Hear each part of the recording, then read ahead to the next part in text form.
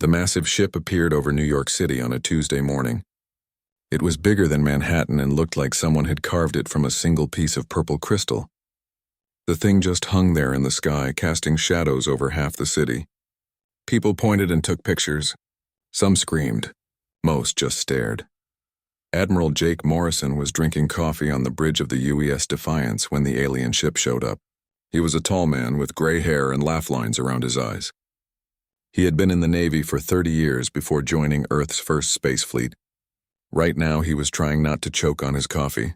Dr. Lisa Rodriguez stood next to him watching the screens. She was the smartest person Jake had ever met. She could speak 17 languages and had 3 different science degrees. She was also trying very hard not to laugh. The alien ship started broadcasting on every channel on Earth. Every TV, every radio, every computer screen showed the same thing. A creature that looked like a cross between a lizard and a fancy dinner plate appeared. It had purple skin, too many teeth, and wore what looked like a crown made of gold and diamonds. The creature spoke in a voice that sounded like someone trying very hard to be important. The words came through in perfect English, though Jake was sure it was not speaking English. I am Supreme Overlord Zexthul of the Galactic Hegemony. We have watched your little world for some time now. We have decided that your species shows promise. You will serve the Empire well. Jake raised an eyebrow. Lisa put her hand over her mouth. Captain Pete Sullivan, their pilot, made a small snorting sound. The alien continued. Your planet will be relocated to a mining system, where you will extract valuable minerals for the Empire. Do not worry. We will modify your bodies to better suit the work. You will be stronger and more obedient. You will live for exactly 1,000 years in service to the hegemony. This is a great honor. That was when Jake started chuckling. It started as a small laugh but grew louder. Lisa joined in with a giggle that turned into full laughter. Pete was laughing so hard he had to sit down. Lieutenant Commander Amy Chang, their communications officer, was trying to stay professional, but her shoulders were shaking. Sergeant Major Rick Thompson, the head of security, was the only one not laughing. He was a big man with calm eyes who had seen too much war to find most things funny, but even he was smiling. The alien on the screen looked confused. Its big yellow eyes blinked slowly. We offer you the chance to serve the greatest empire in the galaxy. You should be grateful. Why do you make these strange noises? Jake wiped tears from his eyes and opened a channel to the alien ship. He was still grinning when he spoke. Thank you for that. We have not laughed that hard in years. But I am afraid we must decline your generous offer. The alien's mouth fell open. Decline? You cannot decline. We are the Galactic Hegemony. We rule 50,000 star systems. We have conquered 1 million worlds. You are just one small planet with primitive technology. Jake nodded politely. Yes, we heard all that. Very impressive. But we still have to say no. You see, we humans have this thing about being told what to do. We do not like it very much. Lisa stepped forward and spoke into the microphone. Also, your research department needs to do better work. Did you know that humans have been fighting wars for our entire history? We have weapons that can destroy planets. We have been to space for over 200 years.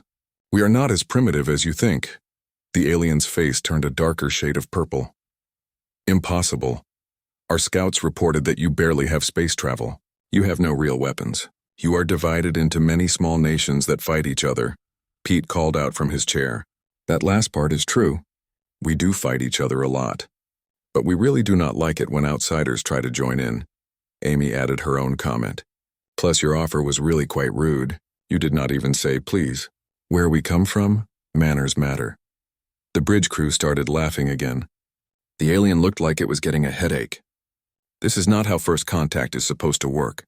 Usually, species beg for mercy or try to fight us. They do not laugh at us. Rick finally spoke up. His voice was calm and steady. Maybe that should tell you something about your approach. When people laugh at you instead of being scared, you might want to think about why that is happening. Jake nodded. Look, Zexthul, we appreciate you stopping by. Earth always welcomes visitors. But your offer needs some work. Maybe you should go back and research us a bit more. Then come back with something better. Something that does not involve slavery and forced genetic changes. The alien's eyes got very wide. You dare to give orders to the Supreme Overlord of the Galactic Hegemony? Jake shrugged. Not orders, suggestions. Friendly advice from one intelligent species to another. Take it or leave it. The screen went black. The massive ship stayed where it was, hanging over New York like a very large and very confused question mark. On the bridge of the Defiance, the crew was still chuckling. Lisa looked at Jake. "Do you think they will actually research us?" Jake grinned. "Oh, I hope so. I really hope so. This is going to be fun." 3 days after first contact, the alien research teams got to work. Zexthul had ordered them to find out everything about these strange humans. He wanted to know why they laughed instead of cowering in fear. He wanted to understand what made them think they could refuse the mighty galactic hegemony. The research teams were very good at their jobs. They had studied thousands of species across the galaxy. They knew how to gather information quickly and completely. What they found about humans made them very uncomfortable. The first report came from the entertainment analysis team. They had studied human movies, television, books, and games. The lead researcher, a being called Klaxnor, sent his findings directly to Zexthul. The message was marked as urgent. "Supreme Overlord," the researcher wrote, "humans appear to enjoy watching simulations of their own destruction. They create stories about monsters, disasters, wars, and death. They watch these things for pleasure. They call it entertainment. I do not understand why any species would want to see such things." The sports analysis team sent an even more disturbing report. "Humans engage in ritual combat for recreation. They throw each other around, hit each other with sticks, and crash into each other at high speeds. The crowds cheer when someone gets hurt. They call this fun." But it was the history team that sent the report that made Zexthul truly worried. "Humans have been fighting wars for their entire recorded history. They have created weapons that can destroy their own planet. They have fought wars with millions of casualties and then created even bigger weapons. They do not seem to learn from their mistakes. They seem to enjoy the challenge." Meanwhile, on Earth, Dr. Lisa Rodriguez was having the time of her life. She had been studying the hegemony's own broadcasts and cultural information. What she found was so funny that she had to call a meeting with Earth's leaders. The meeting was held in the secure conference room of the United Earth Defense Headquarters. President Maria Santos was there, along with Admiral Morrison and the other military leaders. Lisa stood at the front of the room with a big smile on her face. "I have some interesting news about our new friends," Lisa said. "The galactic hegemony is not exactly what they claim to be." She clicked a button and a holographic display appeared in the center of the room. It showed a map of the galaxy with thousands of star systems marked in different colors. "The hegemony does control 50,000 star systems," she continued. "But they did not conquer them through warfare. They conquered them through paperwork." President Santos frowned. "What do you mean by paperwork?" Lisa's grin got bigger. "The hegemony wins by being really, really good at bureaucracy. They show up at a planet and file the proper forms to claim it. They schedule meetings with the local government. They create committees to discuss surrender terms. They make everything so complicated and boring that species give up just to make it stop." Admiral Morrison started laughing. "You are telling me that the mighty galactic empire wins through filing the right forms?" Lisa nodded. "It gets better. When they say they conquered 1,000,000 worlds, they count every moon, asteroid, and space station as a separate world. Most of their conquests are uninhabited rocks in space. They have never actually fought a real war." General Frank Williams, the head of Earth's ground forces, was shaking his head in disbelief. "How did they build such a big empire without fighting?" "Most species they meet are peaceful," Lisa explained. "They do not like conflict. When the hegemony shows up with their big ships and their complicated legal documents, the locals just agree to whatever they want. It is easier than arguing." Captain Pete Sullivan, who had been listening quietly, spoke up. "So they have never met anyone who just said no and meant it?" "Exactly," Lisa said. "The hegemony has been running the galaxy like a really big office building for 20,000 years. Everyone is very polite and follows the rules. No one rocks the boat. No one asks hard questions. And definitely no one laughs at them." President Santos was trying not to smile. "What about their military? Those ships looked pretty impressive." Lisa brought up another display. "Oh, their ships are big and shiny. But they are designed to look scary, not to fight. Most of their weapons are for show. The real ones are slow and inefficient. They have never had to use them against anyone who fought back." Admiral Morrison was grinning now. "So we are dealing with a galaxy-spanning empire that has never actually been in a real fight?" "That is correct," Lisa said. "And they have no idea how to handle a species that finds them amusing instead of terrifying." Back on the hegemony command ship, Zex Thul was reading the reports from his research teams. Each one made him more confused and worried. These humans were nothing like any species he had ever encountered. They seemed to enjoy danger. They laughed at authority. They had weapons that could destroy planets but used them for mining asteroids. His chief advisor, Quexmal, entered the command chamber. The advisor was an old being who had served the hegemony for 3,000 years.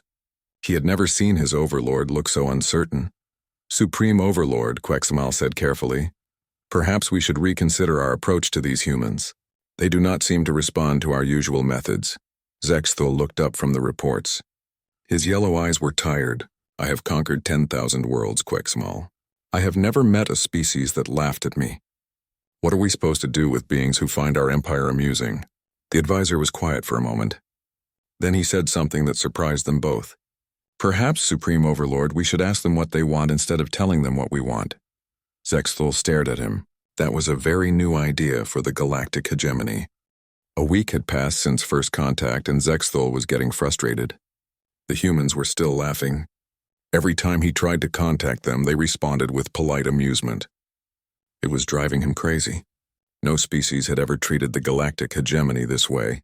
He decided it was time for a demonstration of power. The humans clearly did not understand what they were dealing with. Once they saw the true might of the hegemony fleet, they would beg for mercy like every other species in the galaxy. Zexthul called his fleet commanders to the bridge of his flagship. 12 massive ships had arrived to support the first contact mission. Each one was larger than a city and covered in weapons that could destroy a moon. At least that was what the manual said they could do. We will demonstrate our power to these stubborn humans, Zexthul announced. Select several large asteroids in their outer system.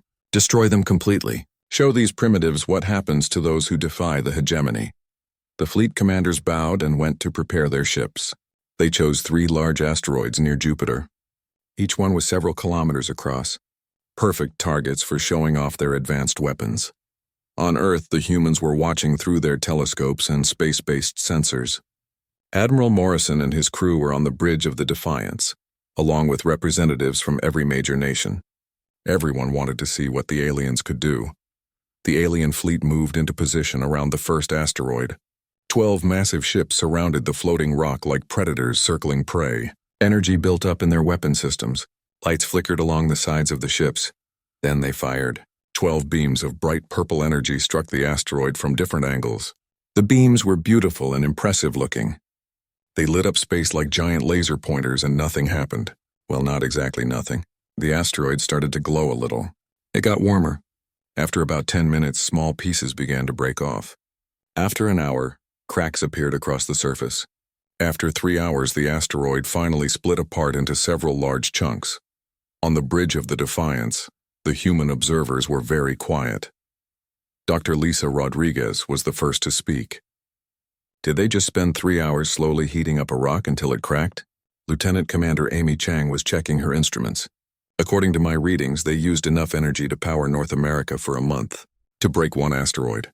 Very slowly, Captain Pete Sullivan was shaking his head. Our mining crews could have done that in 20 minutes with standard equipment. The alien fleet moved to the second asteroid and repeated the process. 3 more hours of slow heating until the rock cracked apart. Then they did it again with the third asteroid. 9 hours total to destroy 3 rocks. When they were finished, Zexthul opened a communication channel to Earth. His voice was full of pride and satisfaction. Humans of Earth, you have witnessed the power of the galactic hegemony. Our weapons can destroy entire worlds. Surrender now and we will be merciful. Admiral Morrison looked around the bridge. His crew was trying very hard not to laugh. He opened a reply channel. Thank you for the demonstration. Very impressive light show. But I think there might be some confusion about what constitutes advanced weapons technology. Zexthul's voice became angry. Confusion? We just destroyed 3 asteroids with our advanced energy weapons. What could be confusing about that? Morrison looked at Sergeant Major Rick Thompson. Rick nodded and moved to the weapons console. Would you like to see how humans handle asteroid removal? We will use the same size target. The Defiance moved toward a large asteroid that was twice the size of the ones the aliens had destroyed. Rick selected a single kinetic impactor from their mining equipment storage. It was a simple device. a small nuclear charge attached to a dense metal rod that could be fired at very high speed. The weapon fired. The impactor crossed the distance to the asteroid in seconds. It struck the center of the rock and vanished inside. For a moment, nothing happened. Then the entire asteroid exploded in a ball of fire and debris. The whole thing was over in less than 10 seconds. The alien fleet was completely silent. For almost an hour, no communications came from any of their ships. The humans waited patiently. Lisa was grinning. Pete was checking their sensors to make sure the alien ships were still working. Finally, Zexathul's voice came through the communication system. It sounded much smaller than before. "What kind of weapon was that?" Morrison answered calmly. "That was not a weapon. That was standard mining equipment. We use tools like that to clear asteroids from shipping lanes. The actual weapons are much more impressive." There was another long pause. Then Zexathul asked a question that sounded very worried. "How much more impressive?" Rick Thompson spoke up from the weapons station. "Well, that mining charge had about a 50 kiloton yield. Our smallest military warheads start at around 5 megatons. The big ones can crack moons." The silence from the alien fleet stretched even longer this time. When Zexathul finally spoke again, his voice was barely a whisper. "You said that was your smallest military weapon?" Morrison nodded, even though the alien could not see him. "Our smallest. We also have antimatter weapons, planetary bombardment systems, and some other things we prefer not to discuss. But honestly, we hope we never have to use any of them. We much prefer talking." Dr. Rodriguez added her own comment. "Plus, your demonstration was quite educational. We learned a lot about hegemony technology. Very interesting energy distribution patterns. Not very efficient, but quite pretty." Amy Chang was trying to be helpful. "If you would like, we could share some of our mining technology with you. It might save you some time on future asteroid removal projects." The alien communication channel went quiet again. On the bridge of the Defiance, the humans waited to see what would happen next. Admiral Morrison was starting to feel a little sorry for Zexathul. The alien overlord was clearly having a very bad week. When the reply finally came, Zexathul sounded like a being who was starting to understand that he might have made a serious mistake. "We will consider your offer. We need to discuss this situation with our advisors." Morrison smiled. "Take all the time you need. We will be here when you are ready to talk." After the failed demonstration, Zexathul spent 3 days talking with his advisors. They all agreed that the humans were not responding like any species they had encountered before. Traditional hegemony methods were not working. They needed a new approach. The solution came from Quexmal, the old advisor who had served the Empire for thousands of years. He suggested something the hegemony had never tried before: a cultural exchange. They would send a delegation to Earth to learn about human society. In return, the humans could send representatives to the hegemony capital world. Zexathul was not sure about this idea, but he was running out of options. He sent the proposal to Admiral Morrison, who accepted immediately. The humans seemed genuinely excited about the opportunity to visit an alien world and learn about galactic civilization. The hegemony delegation arrived on Earth a week later. 5 aliens in a small, very official-looking shuttle. They wore matching uniforms and carried briefcases full of forms and documents. They looked like the most serious tourists in the galaxy. The delegation was led by Vexkrill, a middle-aged hegemony official who specialized in first contact procedures. He had visited over 300 worlds and considered himself an expert on primitive cultures. He was confident that a few days on Earth would help him understand these strange humans. The human escort team was led by Lieutenant Sarah Kim, a young officer who spoke several alien languages and had studied xenobiology. She was excited to show the visitors around Earth and learn about their culture. She had prepared a carefully planned tour of human civilization. The first stop was a children's playground in Central Park. Sarah thought it would be a good way to show the aliens how humans cared for their young. The hegemony delegation stood at the edge of the playground and watched in growing horror as human children climbed, jumped, swung, and ran around the equipment. Vexkrill took careful notes. "The humans begin military training at a very young age," he wrote. "Children are taught to climb obstacles, navigate dangerous terrain, and perform acrobatic maneuvers. The adults watch approvingly as their offspring practice combat skills." Sarah noticed the aliens looking worried. "Is something wrong?" she asked. Vexkrill pointed at a child going down a slide. The young warrior just threw herself off a high platform. How do you train them to be so fearless? Sarah blinked. That is not military training. That is just playing. Children do it for fun. The aliens looked at each other with concern. Their children practiced death-defying activities for entertainment. This was worse than they had thought. The next stop was a football stadium where a college game was in progress. Sarah thought the aliens might enjoy seeing human athletic competition. They found seats in the stands and watched as two teams of large humans crashed into each other repeatedly, while 50,000 spectators cheered. The hegemony delegation was traumatized. They watched in silence as humans deliberately collided with each other at high speed. When one player was injured and carried off the field, the crowd actually got louder. Vexkrill was taking frantic notes. This is ritual combat, he wrote. The humans gather in large groups to watch their warriors battle. They cheer when someone is hurt. The participants seem to enjoy the violence. This species is completely insane. That evening, Sarah took the delegation to a movie theater. She had chosen a popular action film, thinking it would show the aliens human storytelling. The movie involved car chases, explosions, and a hero who saved the world by fighting an army of bad guys. 3 of the alien visitors had to leave during the first explosion scene. The other 2 stayed but spent most of the movie hiding behind their seats. When the hero jumped a motorcycle over a burning building, Vexkrill made a small whimpering sound. Meanwhile, Dr. Lisa Rodriguez and Captain Pete Sullivan were visiting the hegemony capital world of Regulus Prime. What they found, there was the exact opposite of what the aliens were. Experiencing on Earth, Regulus Prime was the most organized place either human had ever seen. Every building was exactly the same height. Every street was perfectly straight. Every sign was written in the same font and mounted at the same height. It looked like someone had designed a city using a ruler and then built it with obsessive attention to detail.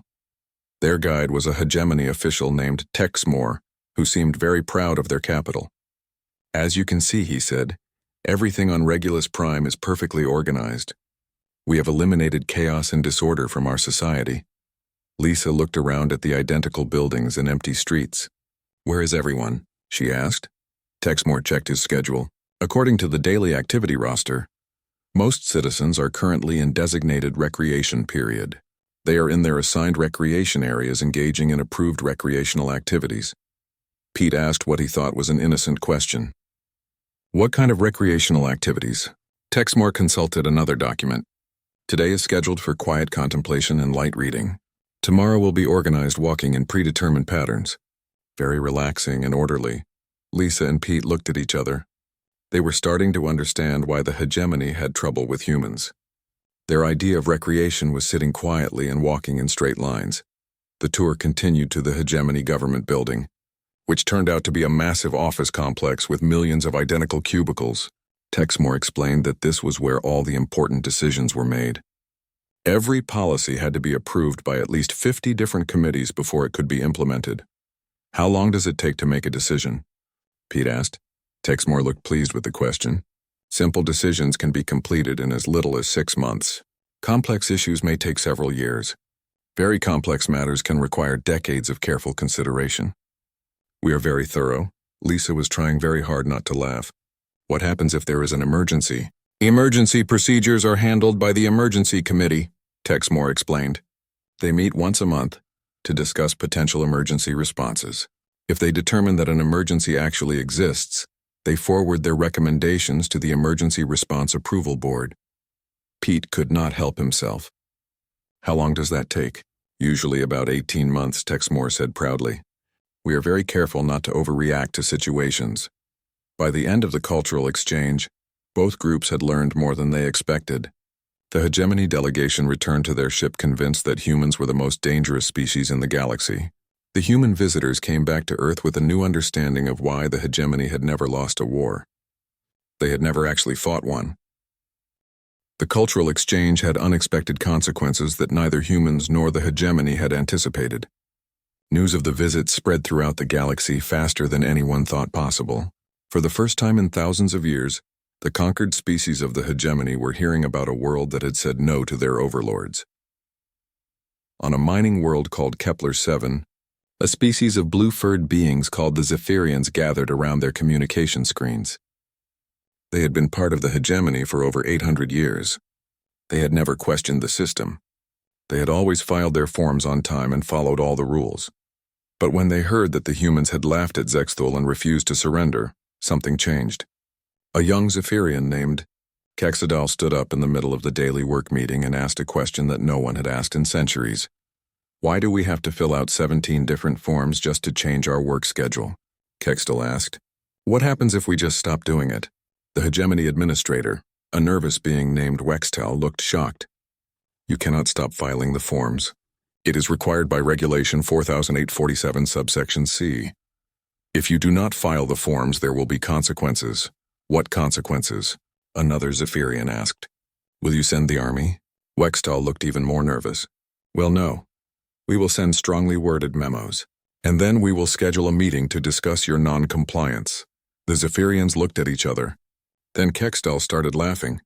It was a small laugh at first, but it grew larger. Soon the entire room was filled with the sound of beings who had suddenly realized that their mighty overlords were just very organized bureaucrats with fancy ships. Similar scenes were happening on worlds throughout the hegemony. The story of the humans who laughed at the empire spread from system to system. Species that had spent centuries quietly following orders were suddenly asking awkward questions about why they needed permission to paint their houses or change their jobs.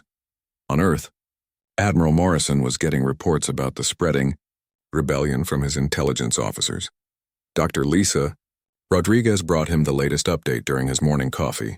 It looks like we started something, she said with a grin. 47 worlds have declared independence from the hegemony in the past month. They are calling it the Laughing Revolution. Morrison raised an eyebrow. That was not exactly what we planned when we refused to surrender. Amy Chang looked up from her communication console. We are getting a priority message from Zexthul. He wants to speak with you personally. When Zexthul appeared on the screen, he looked tired and desperate. His fancy crown was crooked and his purple scales looked dull.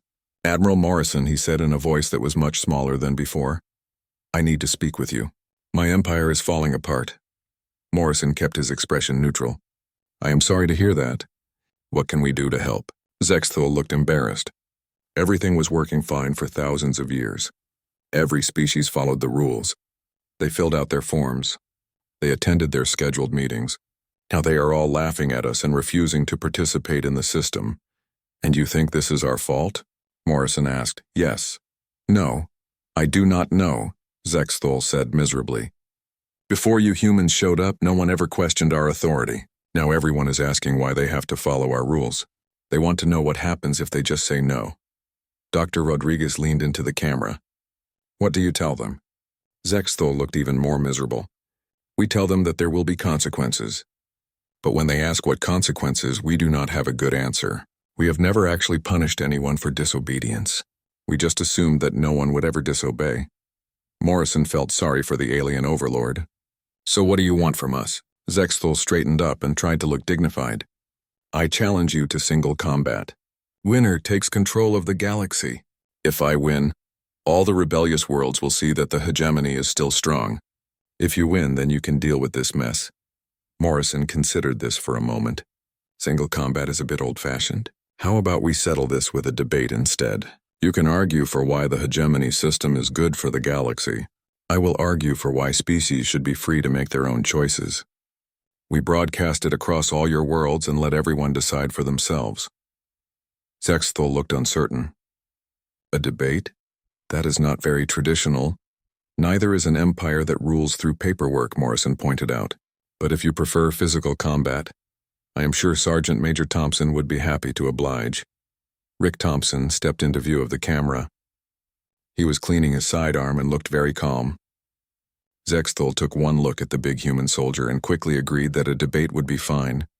The debate was held a week later and broadcast to every world in the hegemony. Billions of beings watched as their supreme overlord tried to explain why a system of endless bureaucracy and mindless obedience was good for everyone.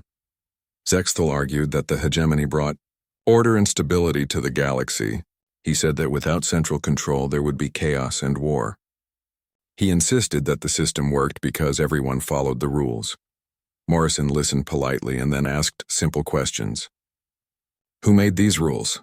Why do beings need permission to change jobs or move to different planets? What happens to species that have good ideas but those ideas are not approved by committee? Why is it wrong to ask questions about the system? For every answer Zexthil gave, Morrison had another question. The alien overlord got more and more flustered as he tried to defend policies that had never been questioned before. He began to realize that many of the hegemony's rules existed simply because they had always existed. The final moment came when Morrison asked the most important question of all. Zexthil, do you actually believe that your species is better than all the others in the galaxy? Do you really think that beings from thousands of different worlds need you to tell them how to live their lives? Zexthil opened his mouth to answer, then closed it again. He looked around at the cameras broadcasting his image across the galaxy. For the first time in his life, he really thought about the question, and he realized that he did not have a good answer. The silence stretched for almost 5 minutes. Finally, Zexthil spoke in a quiet voice that everyone in the galaxy could hear. No, I do not think we are better than anyone else. I think we just got used to being in charge and forgot to ask ourselves why. The galactic hegemony officially dissolved 3 months later. It was replaced by a loose confederation of independent worlds that cooperated when they needed to and minded their own business when they did not. Zexthil retired to a quiet farming world where he discovered that he actually enjoyed growing vegetables more than ruling an empire. 6 months after the debate, Admiral Morrison received a personal message from the former Supreme Overlord. The message was short and simple. Admiral Morrison, thank you for teaching me how to laugh at myself. I am much happier now. My tomatoes are doing very well. Zexthil Morrison showed the message to his crew on the bridge of the Defiance. They all smiled.